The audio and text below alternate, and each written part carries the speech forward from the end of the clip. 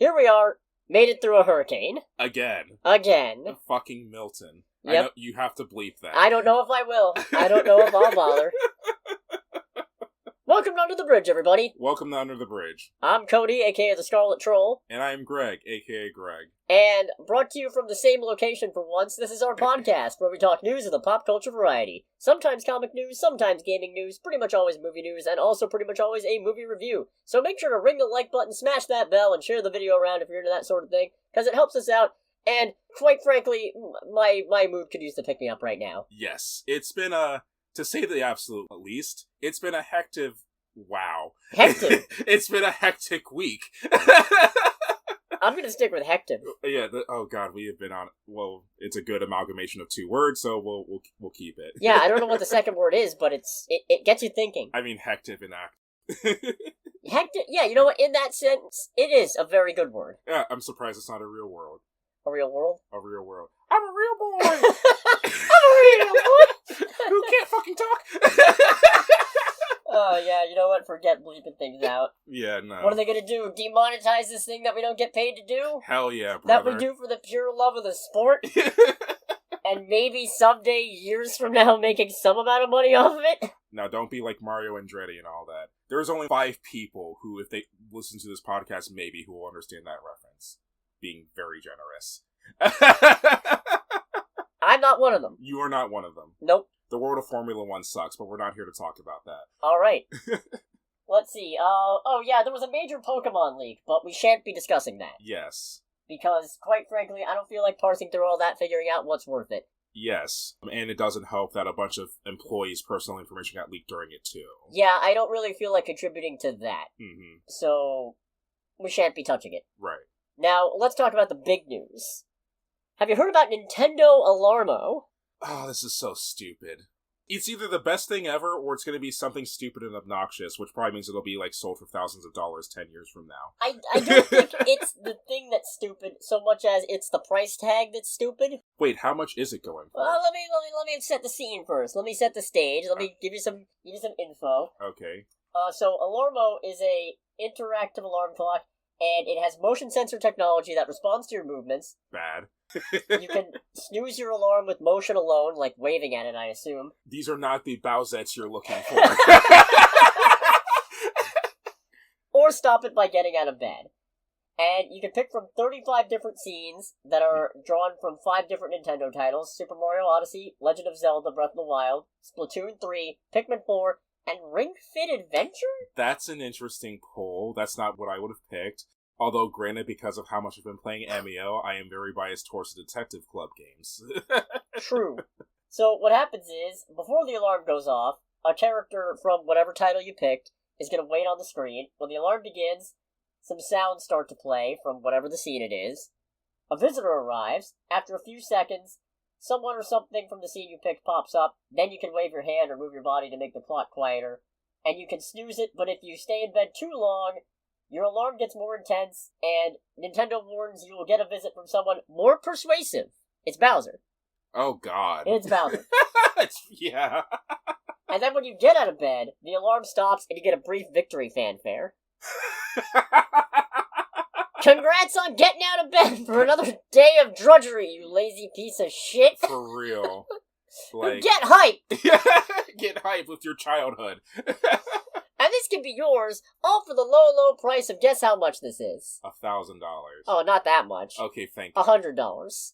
That's a lot less than I anticipated. I figured that'd be like a couple hundred, honestly. It's less, but for a fancy alarm clock, I don't know. Yeah, but considering it's a fancy alarm clock from Nintendo themselves, I could see them just being $200. People are gonna buy it. Yeah, I guess this is on the lower end of high. Mm-hmm. It's still pretty high, but the lower end of high. And then Nintendo got high. It's slightly buzzed. Yes, it's a little buzzed. It's slightly schwasty, if nothing else. Schwasty, okay. Schwasty, I don't know. No, that was me all throughout the hurricane, trust me.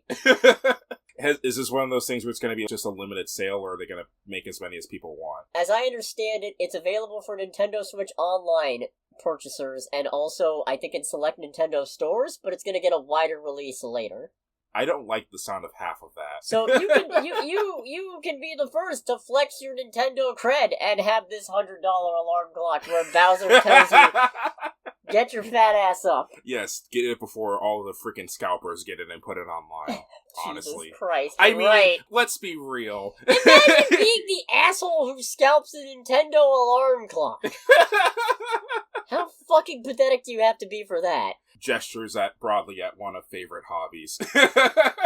I like this hobby, but there are some individuals who are just, Ugh. Disgusting. Quite.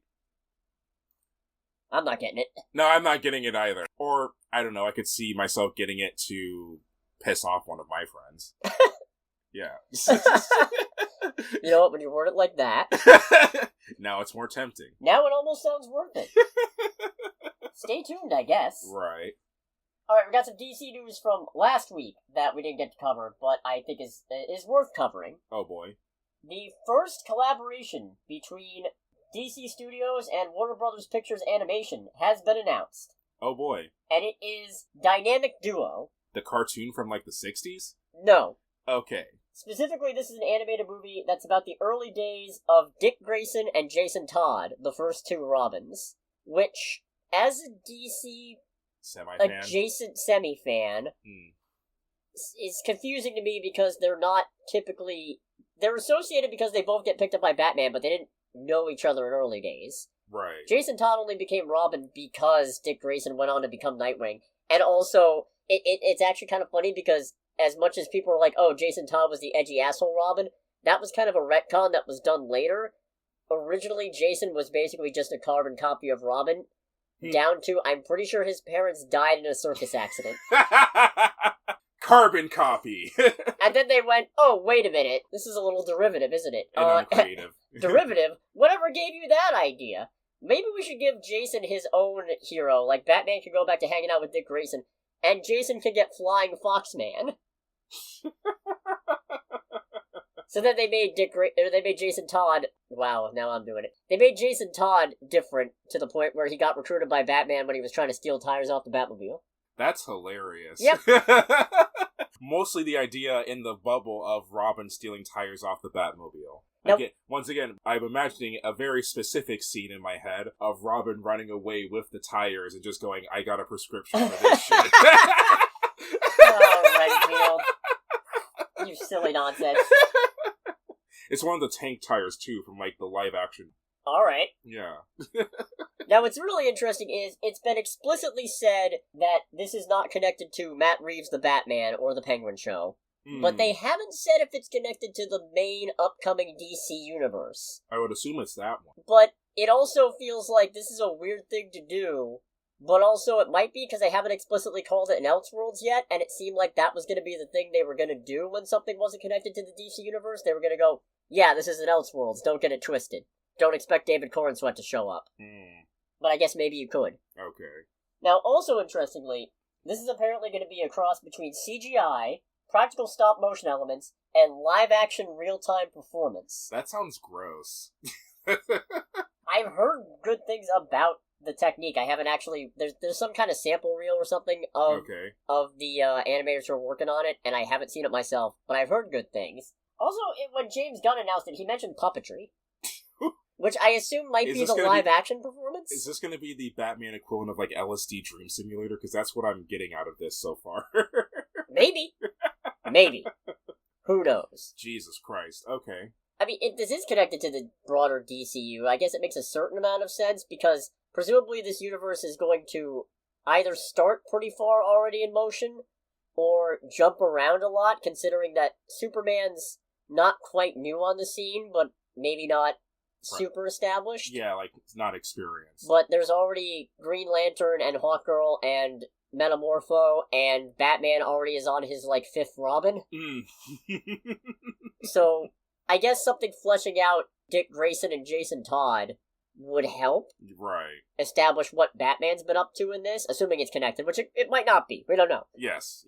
But also it would help because, I guess from a pragmatic perspective, it does make a certain amount of sense, because one of the failings of the New 52 was the New 52 tried to go, okay, everything is blank slated, everything's been rebooted.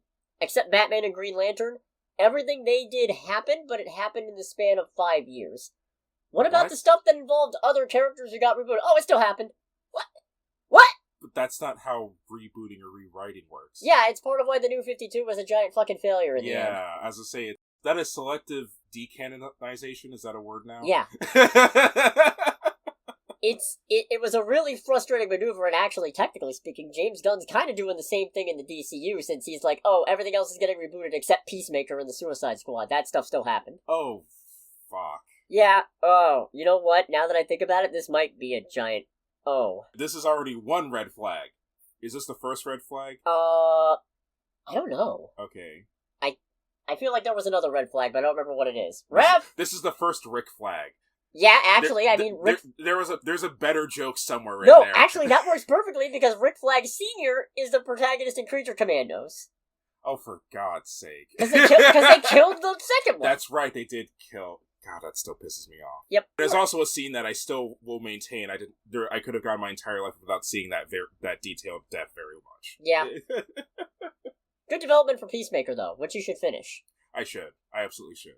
So I guess we'll see more about this as it develops. Conceptually, I'm decently excited. I still don't know about Jason Todd and Dick Grayson apparently knowing each other pre-Batman. But I guess we'll find out. This is gonna sound horrifically mean, but I feel like there's like some kind of old school 60s cartoon with the two of them in some weird universe, and it's like, and together they are the Orphanettes! Oh. Or something with a better title than that. If you want to cut that, I do not blame you. No, I'm keeping that. You don't get away from it that easy.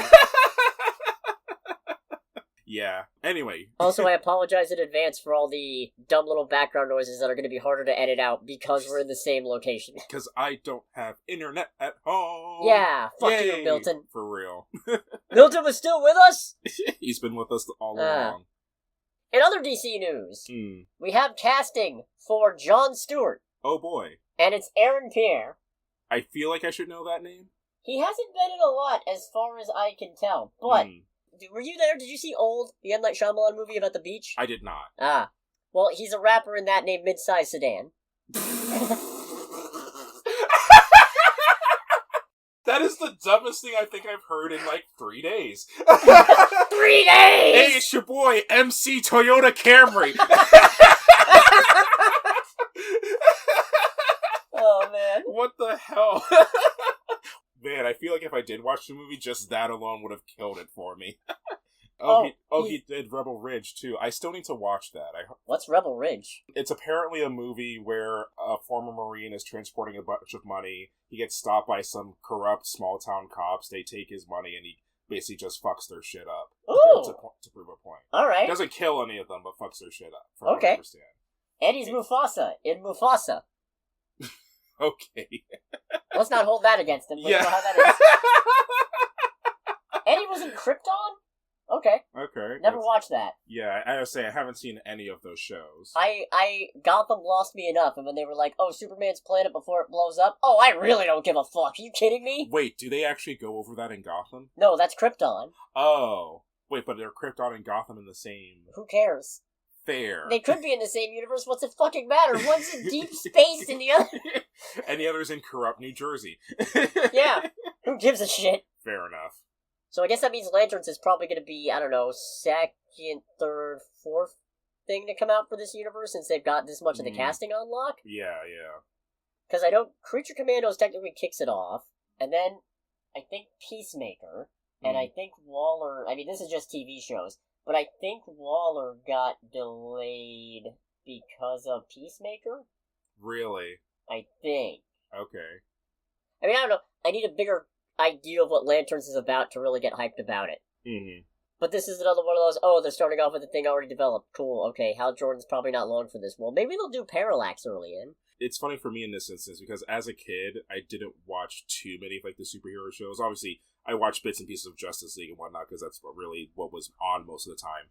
But it was a thing of the Green Lanterns. The Green Lantern, Jon Stewart, was always one where I was like, you are the coolest one here, but I know fuck all about you. That'll do it. But I always got hyped whenever he showed up. He was cool. Yes. He was cool. So to that end, I'm interested. I think he's probably my favorite of Green Lanterns pre the 2010s. Mm. And yet Guy Gardner speaks to me somehow. Despite the fact that he's an asshole. Mostly I like Guy Gardner when he shows up and gets his shit kicked in. Okay. Batman knocked him out with one punch once. Nice. Yeah, one punch in the face. Bam. One Punch Batman. Yeah. One punch! Yeah, it's a trailer, whatever, make it happen. Right, exactly. Give it to me. Remember Ready or Not? The video game? No, the hide-and-seek movie. Vaguely. The one where the woman marries into a rich family. Oh yeah, and then... no, that thing was great. Yeah, it's getting a sequel. Good. Is it the same lady? Or Yeah, Samara Weaving is back. Hell yeah. That movie was great. And Radio Silence is also back to direct, I think. I think they're the directing group. Okay. Yeah. No, Ready or Not is great, and the ending is super cathartic. And don't get me wrong, I like Samara Weaving in it, but I'm very confused as to why she's back for it. Goat scream. Honestly, she has one of the best screams ever. But I mean just conceptually, because I mean, what, does she get involved with another family who sold their soul to Satan? I was gonna say, that's another one too, is like, alright, I found someone else on horror movie Tinder or whatever. It's like, we really hit it off. Oh, you're part of an old chainsaw conglomerate? Here we go again. Yep. What are we playing now? Yahtzee! Yeah! What are we playing now? The world's deadliest game of Jenga. Mousetrap. Or is it just hide and seek again? Yeah. Does Mr. LaBelle have 5,000 copies of this hide and seek game? Ooh, what if it's Tetris? No, wait! There was a bunch of different options in that card box. Oh, there were, weren't there? So maybe it's not actually hide and seek again. Maybe the box finds its way to a different group and, like, she shows up and she's like, yeah, I've been through this before. Trust me, all we gotta do is this. Yeah. Oh, wait, then it gets more complicated. Mm. Maybe LaBelle gets all up in her grill because she's messing with his stuff now. Okay. Because he did seem to get his respect at the end when he just showed up and just nodded like, yep. Yeah, it's like, you're cool. You're good. Fuck these guys. I was sick of them anyway. I remember watching a behind-the-scenes thing about Ready or Not, and I forget his name, but the one who plays kind of the fat, incompetent family member. Yep. When they do the whole thing at the end of everyone blowing up, it's all, bananas and fruits and vegetables and shit that's spliced together. And I didn't know bananas exploded red. Well, it's like whatever they mix together. Oh, yeah. It's like fruits and vegetables. It's like strawberry banana. Yeah, and then like food coloring and all that. And apparently he specifically went, it's like, oh, shoot that shit into my mouth. It'll be great. Waka. Yeah. Nice. Mm. Yeah, I'll watch another one of those. The first one was great. Oh, same. Yeah, the first one was amazing. Bring it on. Give it to me. And then the last news update, just a couple of release dates. We have release dates for the Freaky Friday sequel, Freakier Friday. Okay. As well as the live-action Lilo and Stitch movie. Oh, really? Lilo and Stitch is going to be hitting theaters on May 23rd, 2025, and Freakier Friday will be August 8th, 2025. Lilo and Stitch is pretty soon. Yep, I will probably force myself to watch both of these. Well, I feel like it's harder for you to force yourself to watch Lilo and Stitch than Freaky Friday. I don't remember a lot of Freaky Friday, admittedly. If you could see my face right now. It's very pained. It is indeed very pained, ladies and gentlemen. Because don't get me wrong, I like Lilo and Stitch a lot. Yes. But that's part of why I don't really need a live-action version of it. Yeah, no, I was going to say, I figured by just previous history, the Lilo and Stitch one is the one you're looking forward to the least. Oh, that's too bad. Yeah, yeah. You're right. You're right then. You're right. I'm looking more forward to Freakier Friday. Yeah. Lindsay Lohan is back, baby. Do we know if Lindsay Lohan's going to be in it? Yeah. Oh, sweet. Excellent. Yeah, she's back. Jamie Lee Curtis is back. Oh, nice. Yeah. All right, cool. Yeah. No, it's good. Let it go. Let it go. No, that's Frozen, Greg. Just keep that in, but remove the context of why it started in the first place. Release dates are fun. Things to get excited about are fun. Yes. Assuming hurricanes don't fuck it up. Again. Yeah. Let's go to trailer time. Let's do trailer time. It's trailer time again. We've got movie previews to watch. It's trailer time again. So I only put 2 trailers on the list. There was probably more from last week, but I'm past Karen at this point. Same, honestly. We got a trailer for Heretic.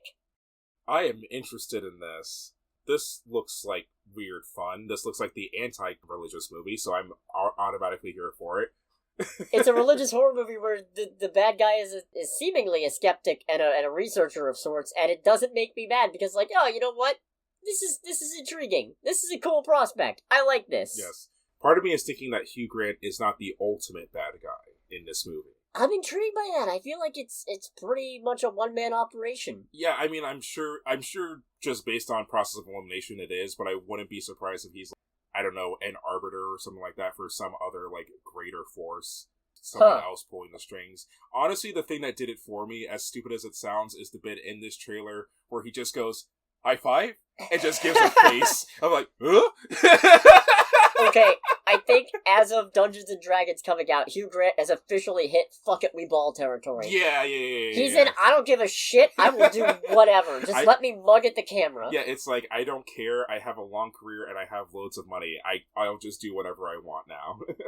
Amazing. Right. I feel like him having some kind of supernatural backer kind of undermines the whole premise of the threat. But it might make for an interesting twist, I guess, and cement him as a villain that ultimately he's not even really sincere about his motives, and he's just doing it because somebody else is pulling his strings. Yeah, I mean, I feel like the likely scenario is that he is actually the bad guy and he's a freaking psychopath. Yeah. But it would be, I don't know, just like kind of small gut feeling if nothing else. Yeah, this comes out, what, November? November, I think. This November? I think it's November 8th. Jeez, okay, that's... It's soon. Very. But I think we missed talking about the first trailer for it, because I think we only saw it in front of a movie. Right. And then it didn't release to... Oh, November 15th. Okay. That's really soon. Wait. Hold on a second. It says November 15th, but this says November 8th. Which one is it? There we go, I can breathe again. I can breathe! I can fight! I'm kind of afraid. Why are we like this? And then we also got what I presume would be a final trailer for Moana 2. I'm feeling a little bit better about it. I guess I am too, but it's interesting. I'm feeling better about it, but also it's a thing of, at the same time, I do not care as much. We're not laughing because of the trailer, we're laughing because there was a bug flying around and trying to swat it right in front of my face. Yeah, it was like, woo, woo.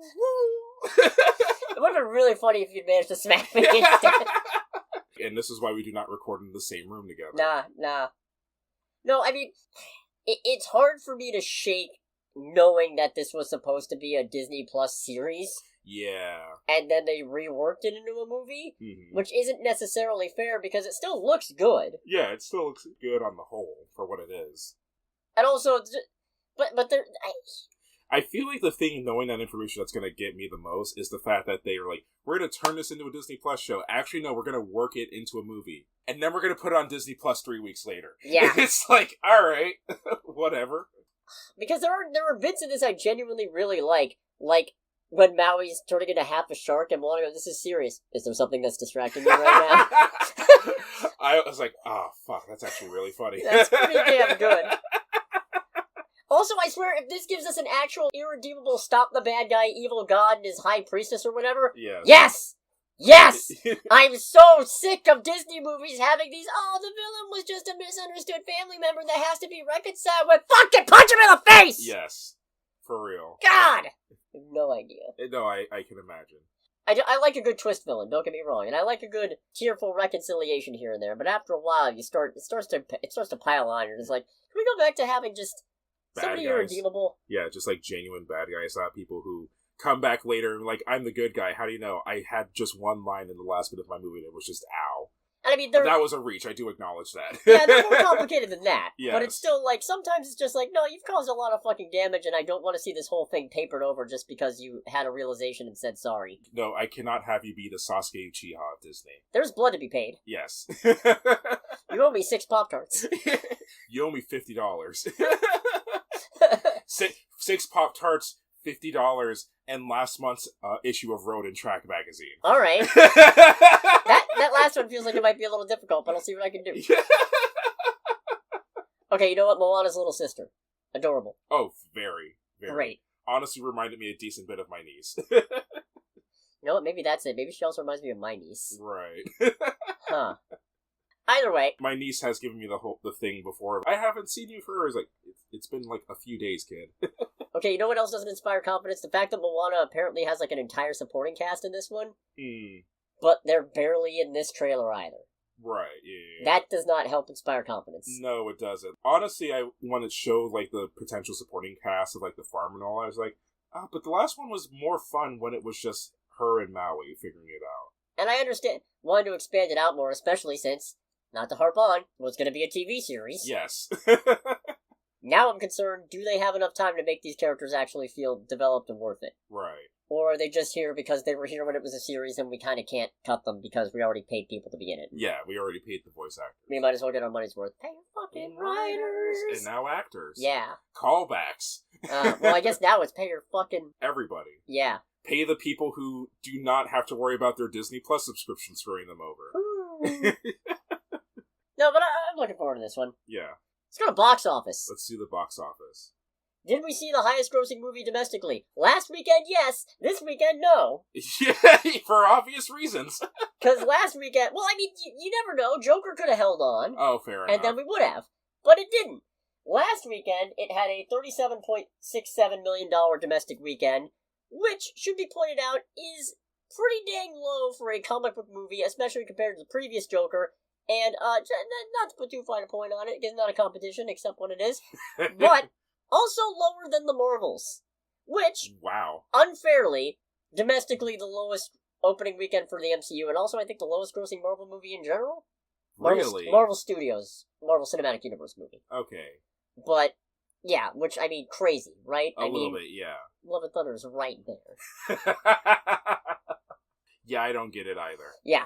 But no, so Joker took that number one spot, but on a much lower domestic weekend, I think. What was Joker 1's opening weekend? Hold on a second. Professional. 96.2 million. Oof. Yeah, so a significant drop. Yes, very. And then it gets worse. Oh, that wasn't week 2. No, that was Joker's week 1. Joker 2 got the 37.67 million weekend 1. Oh, wow. Yeah. And then, this weekend that just passed where we didn't get to see anything because fucking hurricane. Yes. Terrifier 3 was the highest grossing domestic movie. What's Terrifier 3? You know the clown, the black and white faced clown? Yeah, okay. I didn't know that movie even happened. Which I think kind of shows how damning that is. Yeah, this guy. Oh, yeah. There's another one of those? Yeah, there's 3 now. Okay. So, well, I guess that signifies how damning Joker did. The best part is, like I said, Joker 2 last weekend, 37 million. Yes. Terrifier 3 took the number one spot this weekend at merely 14.1 million. It's currently sitting at $18.9 million worldwide against a $2 million budget. Nice. Yeah. Very good. Look, I watched the first Terrifier, and it was a little too uncomfortable for me. So I haven't watched the second one, and I don't know that I'm going to watch the third. Right. Because you can only watch so much of somebody getting sawed in half gruesomely from the genitals down before you start to wonder, what am I doing with my life? But I respect this movie for the success it's managed to achieve, and I don't think it's a bad horror movie. I just think it's a little much. Yes. Yeah, a little bit much. Right.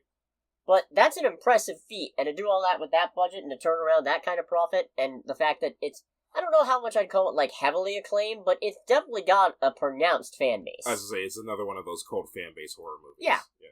Equally impressive. Meanwhile... for the opposite reasons. Equally but oppositely impressive. This weekend, Joker 2 took in $7 million domestically. Jesus Christ. I believe this is the largest second weekend drop for a movie adaptation of a theatrical adaptation of a DC comic character. Yeah, because that's a $30 million. That's at least 80%. Yeah. Batman v Superman didn't have that big a drop off. That's hilarious. That's damning. That's pretty bad. So Joker 2 is sitting at $164.95 million worldwide against a $200 million budget. What if that movie is $200 million? I don't know. Todd Phillips said it wasn't that high apparently, but I don't trust him. That's pretty high. I don't think I trust him. I don't think I trust anything that guy says. Frankly. Cody, you want $1 million? No, motherfucker. Yeah, no, I don't believe you. I'm gonna kick you in the nuts now. Right. Not what he deserves. Get what you fucking deserve. Oh, that's the best thing to come out of either of these movies. Is just watching this happen so you can turn its own line back on it and go, you get what you fucking deserve, because this movie is pretty shit. This movie is not good. No. No. I think, and I might be a little bit generous because I was tipsy when I saw it. Indeed he was. But also, to be fair, my buzz wore off partway through the movie, and my critical thinking managed to reemerge. But it was a more enjoyable experience watching it while buzzed. Like, I don't think it was... I can feel that, because I was very sober. And I'm just like, what the fuck is happening? Yeah. Yeah. I made another Joaquin Phoenix sex scene joke. Because this movie had to have that. Yep, we'll get into that one. We'll get into that. And that was the point where it's just like, oh Christ, we're in another one of these. Okay. Another one of these, yep. Nope. Oh, man. So, I will say, in its defense, I think it's a marginally better movie than the first Joker. I like the first one more. I feel like the first Joker's problem is the first Joker is a terrible fucking movie. It has a bunch of things to talk about and nothing to actually say about any of them. It's an A+ acting with C- script movie. It's just a reductive fucking copy-paste of aesthetics from better directors and better movies to try and ascribe meaning to something that is ultimately meaningless. Whereas this one, I see the thematic... attempts. I see the message. I see the point. The problem is that point is completely at odds with the movie you previously made, and if I thought that was your point going in, I would have said, bravo, well done, how very avant-garde of you. However, I am 99% sure this was not part of the plan. This was just you seeing, especially because this wasn't even supposed to have a sequel. It never was going to have a sequel. I think Joaquin Phoenix said himself directly, I don't want to make a sequel of this. Yeah, Joaquin Phoenix said, when asked why you want to take on this role, he's like, because it's a one and done and I could just... We don't have to do another one. There were no plans to do a sequel until the first one made $1 billion and got awards buzz.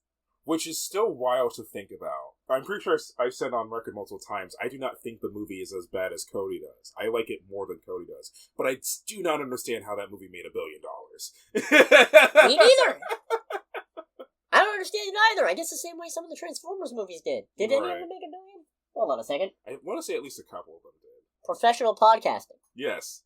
We'll be right back after a word from our not sponsor. Well, hold on. Dark of the Moon and Age of Extinction grossed over $1 billion each. Damn. And the latter was highest grossing film of 24. Are you fucking serious? Okay. We're learning new things every day. Double take 3 times. 1, 2, 3. Well, because what was the Marvel movie that year? Winter Soldier and Guardians of the Galaxy. Wow. The fuck is wrong with people? I'm not saying that... Actually, you know what? Yeah, those two probably did deserve to be the highest grossing ones that year. I don't know what else came out in 2014. It was probably some other contenders. Anyway, that's not the point. Right. Point is Joker. It's bad. It's pretty bad, partly because, it continues to be a movie that is uninterested in being about Joker or anything else related to DC, except for using the names to prop itself up with some kind of mythic importance. In particular, Harley Quinn. Yeah. I think she's actually closer to regular Harley Quinn than Joaquin Phoenix is to Joker. Really? Her stuff is understated, but she is still... I guess it's a spoiler. She does keep a lot of things, it turns out, that are connected to Harley Quinn.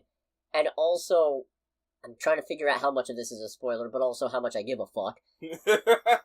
She's kind of the more dangerous one out of the two of them. She is, absolutely. She's the one with the big ideas. She's the one with the actual ambition. She's the one with the pull. Yeah, she's the one with the pull who helps motivate things to get going. Mm-hmm. So, in that sense...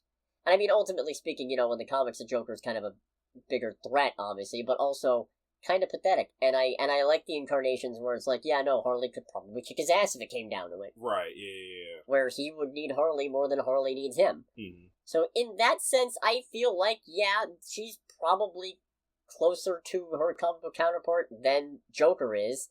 Certainly more than Harvey Dent, who didn't need to be in this movie or be Harvey Dent. Yeah, that was just straight up, we need something to tide the people over. Harvey Dent is here. The more I think about this movie, the angrier I get about it, actually. Because I'm thinking back to that whole courtroom debacle, and now I'm just... What? Yeah. Why did any of that happen? Right. We'll get into it in spoilers, but... This whole movie's a fucking farce. The movie's a mess. Because the movie ultimately sets up to... that's a spoiler. So, Joaquin Phoenix, he's still Arthur Fleck, good old A. Fleck. A Fleck. A. Fleck. And he is Fleck in... on the spec. Yep, he's in Arkham. Mm-hmm. Because, he killed 5 people. One of which on TV. Actually 6, but they don't know about that one. Yes. Was there more? I feel like there was another one. Isn't it the whole thing of he killed 6 people within the manner of like a day or something like that? That's the even weirder part. They make it sound like the Joker took place over the course of a day. No, it fucking didn't. Yeah, it absolutely did. At least the back half certainly didn't. Yeah, those murders were committed over several days. Exactly. You will not convince me otherwise. So he's in prison, and he's a mirror. He's a wisp of a man. He is a shell of his former self. His former self being the one who went on a psychopathic on the Murray Show or whatever it was called and shot Robert De Niro in the head. But a shell nonetheless. Yeah, shell to the face. And it's funny, especially because that is a scene I still look at. I'm just like, oh, that's fucked. I look over at this man. He's like laughing his ass off. I think that was the best part of the movie. I mean, it was. Anyways, I didn't even bring my notebook, but who cares? I'm just realizing now. So he's getting ready to go to trial after 2 years, apparently, which, what the fuck? The American justice system at work. Yeah, no, that's nutty. And he ends up meeting a fan of his.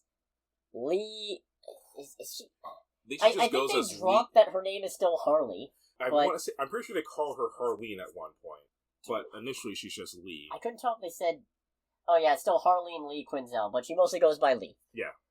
And they form a connection, and she kind of... goads him into embracing the Joker mantle, into not letting people keep him down, into stepping into the spotlight and embracing his identity, all while his lawyer is trying to go, no, we're building up a defense of, you didn't do that.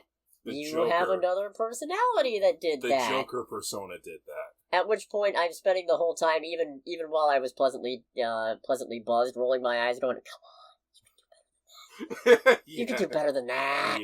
Yeah, just a little bit. So, I forget what happens in the rest of this movie. It backfires. It backfires horrifically. But, I'm trying to remember the exact... This starts with a Looney Tunes cartoon. It does, which was... I almost feel insulted by that, being a fan of old Looney Tunes cartoons. It's not very good. It's not good at all. It's not even really a good... I mean, okay, the animation is good. Yeah. The animation is fluid, I like it, it's very well done. Like, the animation is classic Warner Brothers cartoon. But, I don't know, it's just not... Why? Why is it even there, except, oh, right, Warner Brothers owns this and we can get away with using it? I feel like it's supposed to set up the whole thing of how the Joker is a persona within Arthur Fleck.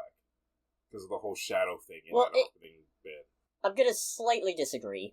And I'll say it's not about him being a persona within Arthur Fleck, it's about how the identity of Joker is eclipsing Arthur Fleck. Not necessarily from within. Right. But we'll get into that part. Let's see, I mean, Joaquin Phoenix is good in this. He's not bad. Right. I think he was better in the first one. He was absolutely better in the first one. Lady Gaga!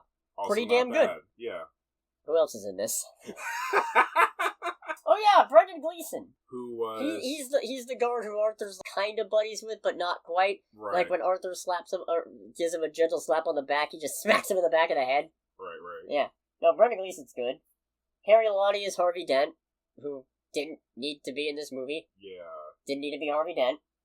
I mean, I feel like for me, it's always damning whenever Harvey Dent shows up, because it's like, in the adaptations, at least the few movie adaptations where Harvey Dent shows up, it's never a thing of Harvey Dent just being Harvey Dent. He always turns into Two-Face. Well, yeah, I mean, that's the whole point of having Harvey Dent. Yeah, but it's a thing of, you don't need to... It's the thing that makes me go, writers were like, alright, we need something else to just, like, really lean people in. Harvey Dent. It's like, but people will see that coming a mile away. That's the point. And I think, you know what, one thing I will say about this movie, outside of the spoilers, is the movie does not lend itself well to any further sequels. No, it does not. Which I would respect, except for the part where they could have just done that in the first one. Yes. This did not need to be 2 movies. Yeah. I mean, granted, you would have to smush it down. I mean, it would be a very rushed, abridged movie to make it into 2. But I don't think the combined 2 movies are worth it. No. But none of that matters per se, since there is I'd say slight sequel bait at the end of this one. I guess if they do another one of these, I'm definitely. I know I said I wasn't gonna. In fact, you know what? I just realized I clarified in Cinema Synergy, but I'm gonna say it here.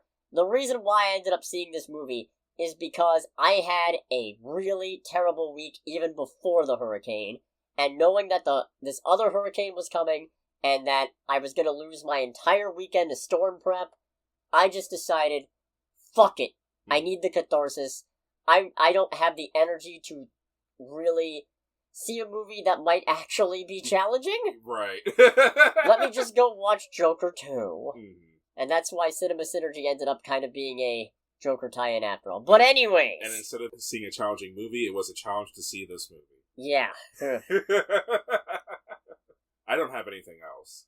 We haven't even talked about the fact that this is a musical. Despite Todd yeah, Phillips that's trying right. to say... It's just to keep on saying, it's like, oh, this is a musical. There's literally 8 musical numbers over the course of this movie. I guess he's technically correct in that it's not a musical, in that the musical numbers are not really used in the way that you would expect a musical to use them. Yeah. Which is to express character development or inner thoughts or advance the plot. I mean, they're just there to kill time. I mean, I would say inner thoughts. The musical numbers definitely highlight how psychopathic both of these people are. Maybe the first time. By, like, the 6th, it's just, ugh. Yeah, at the 6th, it's just like, alright, we get it. Fucking not musical can shove it up your ass. It's like, yeah, okay, this isn't a musical. Because, musicals have a smidgen of structure behind them. No, this is this movie cannot seem to decide what it actually wants to be. It only seems more cohesive compared to the first one to me. Right. So, I don't know, should we get into spoilers, you think? I feel like spoilers are warranted. We probably already have, I guess, to an extent. Because both of us collectively do not care a lot about this movie. Nah, don't. You already haven't, but don't. Don't see it. No, you want to know where it is on my list? It is in the 50s. Out of, 52. Maybe 58, I want to say. 59. It's 52 out of 59. I've got it right above Night Swim and right below The Crow. Which I think is a fitting spot. Yeah, no. It's definitely better than Borderlands, that's for sure. A lot of things are... Apropos of nothing, when I evac'd out of here, I stayed with, a friend for a night, and one of their family members was like, yeah, you saw the Borderlands movie, right? It's like, yes. It's like, we're thinking about watching it. It's like, I will actively advocate for piracy. Yeah. Do not spend money on seeing that movie. Did you point him at our podcast and tell him to watch that instead? I should have. Yeah. I'm sorry. Well. Well, they're not I don't think they're a big podcasting family. But it's still a thing of, it's one of the extremely few times where I actively advocate, do not spend money on this if you absolutely need to see it. Yeah. So, if you don't want to get spoiled on... We haven't even called it by its proper name this entire video. It's just been Joker 2. Yeah. Granted, I still don't remember how to pronounce the subtitle. Folie. Folie. I don't know. I'm just Joker spitballing. Senate je ne sais quoi. Joker je ne sais quoi. Yes. Yeah. If you don't get spoiled on that, make sure to click away in 3, 2, 1. If I had a nickel for every movie that's a Joaquin Phoenix movie with a weird-ass sex scene, I would have 2 nickels. I am so proud that we both had that same thought. Because you could see the gears turning at the same time going... A weird-ass sex scene with someone infinitely more attractive than Joaquin Phoenix. Yeah. Yeah. I mean, it's just one of those things where it's like, we're seriously doing this again. No, yeah, that was weird, and and we also had to stop ourselves from busting out laughing, ruining everyone else's movie experience. Well, no. Did we stop ourselves? I think I was laughing. I mean, I think we were both... Well, wait, granted, how many people were in the theater with us? I don't remember. Okay, fair enough. I feel like there was a few. I think there were a couple. We almost had an empty theater at first. We almost did. And then somebody beat us to the punch, and then more people came in. Yeah. But at least we got to be the ones who ruined it for the person who thought they were going to have an empty theater. Yeah. Suck it, nerd. I'm proud of that one. Yeah, you fucking thought. No, let's see. Okay, the fact that entire trial, after he fires his lawyer, was able to proceed the way it did. Yeah. Is insanity. The issue is not representing himself, because that is a right for citizens. Yeah. it's the whole thing that Judge Owen's like, we are not going to turn this into a circus. Proceeds to turn it into a Proceeds to let him turn it into a circus because he lets him do this fake-ass foghorn, leghorn imitation voice the entire time. Which, by the way, it also has to be said, at this point in the movie, Arthur Fleck fully sinks into Joker persona. Just busts out at that point. It's still subdued compared to the last one. Because, like, it feels like he doesn't know who Joker is, which makes sense, considering the whole bit is that he is not an adequate holder of that title. Right. Which is fucking stupid, because that implies that the Joker actually deserves any respect, or... it doesn't fucking work the way they want it to. Yeah. But, no, it doesn't feel like him fully sinking into the Joker persona so much as it feels like a desperate attempt to cling on to the Joker persona that he's already lost. Right. But... the fact that he does that, the fact that they let him show up in the Joker suit and the clown makeup by going, they pulled a fucking Air Bud thing where there's like, ain't no rule what says a dog can't play basketball, ain't no rule what says a man can't dress up as a clown in court. I'm pretty sure it's called contempt. Yeah, that's contempt of court, especially with how it goes. That would have gotten that case thrown the fuck out. Yeah, absolutely. Just ridiculous. And then, you know what, there was a pretty good scene in that trial, though, and that's when Gary gets called to the stand, and Arthur tries to go, no, I like you, I let you go, and like, I didn't hurt you, and he goes, you ruined my entire life, I can't sleep, I couldn't go back to my job, you were the only person who was ever nice to me. Yeah. And you killed a bunch of people. Do you have any idea what that does to a person? Yeah. And that's part of what really shook him up to the point where he was like, I can't do this anymore. So, I'm probably going to edit this in earlier. Content warning, this is going to involve sexual assault discussion, so tread lightly if that's a thing you're not interested in hearing about. Because, oh boy. Yes. That and the prison sex assault. What the fuck? Yeah, that was a bit where it's just, when that happened and when the gears all clicked for it, I was just like, wow, that instantly killed this movie for me. Yeah, what the fuck? Like, that was not necessary. Why was that even there? Yeah. It genuinely felt like it was shoehorned in, and all it did was just kill the mood of the movie after. What, are you trying to say they fucked the Joker out of him? Because that's just fucking gross. That's really gross. And don't get me wrong, I mean,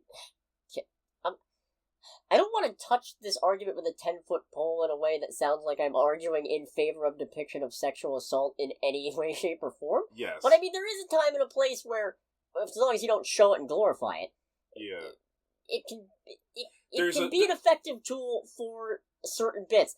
This was not wielded well. There is a way to have that kind of event and trauma be used as a way to show admittedly fucked up character growth, or just have it show like how the character has gotten to this point. But there's still a way and a certain tactfulness to do it. That is not it. Again, also not helped. Well, it's also not helped by one of Joker's fans in prison also gets killed by the cops. Should we put a content warning?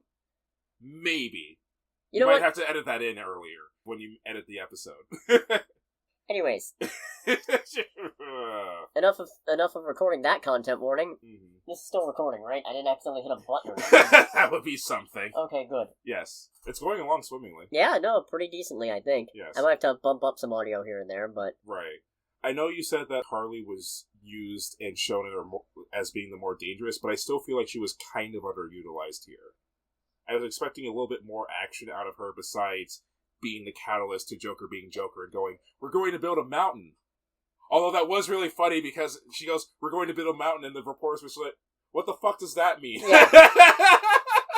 It's like, literally the reporter stopped and was like, wait, what does that mean? That doesn't make any sense. I feel like for a more grounded Harley Quinn, this actually kind of works. But, I don't know. That's in a weird spot where I feel like it works and I kind of like it, but also that same choice of tone is why I don't like these movies at all. Right. So, I guess it works for her? Right, but not for the movie on the whole? Also, it's kind of funny how it feels like for some of the musical numbers, despite paying Lady Gaga to be in your movie, it feels like she's doing an intentionally bad job at points. I thought she was fine. I thought she was better than Joaquin Phoenix. Well, yeah, but I mean, there are points where it feels like she's trying to match his level of singing ability. Which, I guess, to be fair, Harley Quinn probably isn't a professional singer, but then why the fuck would you get Lady Gaga? I think they were trying to circumvent that a little bit too by having it being introduced as Lady Gaga's Harley Quinn, being part of a prison music group or something like that. Yeah. She can sing, and it's like, a lot of these musicals aren't good. Nah. Okay, you know what? There was one musical number where I actually kind of found myself enjoying it. Right. Outside of the first one, where the shock of, oh, they're just launching into it, huh? Yes. That's just, no, okay, full tilt, huh? Alright, cool. Not a musical, my ass. But, no, the one that I actually kind of liked was the one of him imagining himself dancing around the courtroom going, the Joker is me. I thought that was pretty good. That was pretty neat, yeah. I mean, all it does is kind of underscore how nothing actually happens in this movie, except for the bombing of the courthouse, but... Which should be a bigger deal than it is? Which should be a bigger deal than it is, but it feels like it's, again, moderately underutilized. It just feels like there's no weight to it at that point. Everything interesting in this movie is completely underutilized, and so much of the stuff they choose to focus on is not important or interesting. Yeah. And the courtroom bombing is fun because in hindsight it makes total sense, but in watching it's just one of those things where it's like, this is somehow a major tonal shift to everything that's happened so far. And even then, there's still a little bit of sequel baiting because you see Harvey sitting there, knocked out with half his face fucked up, and it's like, oh, do you get it? Yeah. Do you know who this man is? Even though we barely focused on him at all, and therefore, unless you... Do you know where your Two-Face is at night? Ugh. Yeah. So he stumbles out of the blown up courthouse and he gets rescued by a couple of his followers and then realizes, oh shit, that's when it really hits him of, oh, I can't do this. So he escapes from them, runs to the stairs where he did the big Joker dance last time, finds Lee. She's like, oh yeah, you're not Joker, you're Arthur. So what do we have? Nothing. All we have was this fantasy. And she might be pregnant, or she might have lied about that, because she lies about a lot of things in I this. feel like she lied about being pregnant. But she never cops to that lie. But she cops to most of the other ones, so it's... that's fair, yeah. And then he gets arrested again immediately after, which, how did they... That response time was insane. Were they just like, especially after he got away that easily. Yeah. It's like, really, is it just like, all points bulletin, head to the big Joker stairs? And, yeah, then the uncomfortable bit happens. Yes. No, wait, that was before the uncomfortable bit happens before the final courtroom. Yep. Yeah, so he was already done being Joker. Yes. Damn. You can see where I'm not paying any attention to this. And then, probably the best part of the movie happens. At the very end, finally. Right. Finally it can stop. This is where, the end. Beautiful friend. He gets told, Fleck, you got a visitor, and we never find out who it is. Maybe it was set up on the part of the guards, because the guards are pissed off they insulted them. Yeah. So, he's gonna go see who it is, and then one of the other inmates is like, hey Arthur, you want to hear a joke? Is it a quick one? Yeah, I can make it quick. And it basically ends with, how about I get you what you fucking deserve, and he stabs Joaquin Phoenix several times, and while he's bleeding out, the prisoner is implicitly off camera. Or off focus. Off focus, and then off camera, carving the Joker smile into his own face, implying that he is going to be the actual Joker, or somebody else. The thing these two movies have allegedly been leading up to is that, no, in fact, Arthur Fleck is not actually the Joker. He is just the originator of the Joker name, and the real Joker is somebody who he inspired through his legacy to take up that mantle, which... Why do you need two movies to show that? Thank you! What a stupid fucking idea. Yeah. I'll tell you why you needed two movies. Money. I'm having a weird deja vu moment right now, because I feel like I said this on the last time we recorded together too, where it's like, we have a conversation about like, why are there multiple movies to do this? You say thank you, and it's like, money. Huh. I don't remember the last time we recorded together, but I'm having weird ass deja vu right now. That's... Huh. I don't have that. Okay. So, yeah, no, if there's a Joker 3, no, absolutely not. No, I don't need to watch another one of these ever again. I don't know that I ever need to watch anything with that Todd Phillips makes ever again. Gets his hand on the Sony Spider-Man movie. I think that about wraps this up. Yeah, I think we're good. It's a bad movie. Yes, don't watch it. Don't spend money on it. Don't get me wrong, the CinemaScore was off. Because, I don't think I brought this up on the podcast. So CinemaScore is basically, they poll audiences after a movie to see what they thought about it, and then they give it a letter grade. And generally, anything worse than an A is considered not great. Right. Joker got a D. Which is insane. Because... That has to be a really small list. I don't know how many movies have gotten that, but for reference, Morbius and Madam Web, C+. Borderlands, D+. Oh, that's bullshit. Joker, D. And I can't understand it. Because, you know what, actually, no, you know what, I can't. Okay. Borderlands is a worse movie, significantly. Yes. In that Borderlands is a movie where literally nothing happens. Mm-hmm. Of value or substance. But the thing is, Borderlands has nothing to compare it to. Other than, all the movies it's trying to ape. And the video games. Joker 2 has a direct line to Joker 1, which, in spite of all logic and reason, a lot of people seem to like. That makes more sense. So, this movie being a teardown of the first one, I understand why people would not respond to that one, less. Now, out of curiosity, what's Joker 1 CinemaScore? Great question! Just gonna have to go straight to the source. Oh, there's a... Sorry.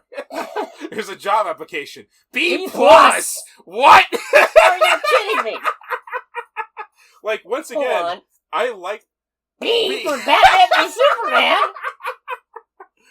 Now, once again, I want to make very clear... Black Adam's a B+! That I personally do like Joker 1, but I don't think it deserves that. B+ for Suicide Squad?! Okay, this website's busted. What it gets me is how the Suicide Squad has the same rating. No results. No results for the Marvels. B. Yeah. Wow, I can't believe we did that in unison. I guess nobody saw that one. You should all be ashamed of yourselves. For real. Iman Vellani's a treat. How could you let this happen? Mm-hmm. Yeah, no, that wraps us up. Joker 2 is a waste of time. Yes. Next week. Next week's a fucking wild card. Yes. I have no idea. Because, frankly... Who even knows what movie theaters are open, or in what condition? Yeah, we genuinely need to figure that out, too. Plus, I mean, we could watch Piece by Piece, which we were gonna see this weekend, but then, Hurricane! Yes, but when Milton came and fucked our shit up. Smile 2 is out this weekend, which, it's spooky season, so I feel like I need to see it, because if I don't watch 31 horror movies at least in this month, they take away my Spooktober card. I feel like I'm leaning towards Piece by Piece because between Joker 2 and Megalopolis, I need a palate cleanser. Watch that one suck. That would be something. I don't think it can. I haven't looked to see any of the ratings for it. At least not to the same level. Yeah. But who knows? Meanwhile, I'm gonna watch Smile 2 because I hate myself. Probably. Maybe I'll try to see Piece by Piece. Maybe I'll finally watch The Wild Robot. Who knows? Right. The thing that I might have done instead of see Joker 2 until I had a really rotten week. But regardless of that, thank you so much for watching, everybody. Already did the spiel, so we probably should have mentioned the live event, huh? Probably. Yeah, so... Oh boy, we're so good at this! We're so good. It's not like we've been doing this for like a year and a half. Yeah, no, it's actually, well, okay, you've been a year and a half, I've been 2 years. Actually, I've been 2.5. This started in 2022 with the Batman. Oh, that's right, it Jesus did. Christ. Fuck. Oh my god. What? My god!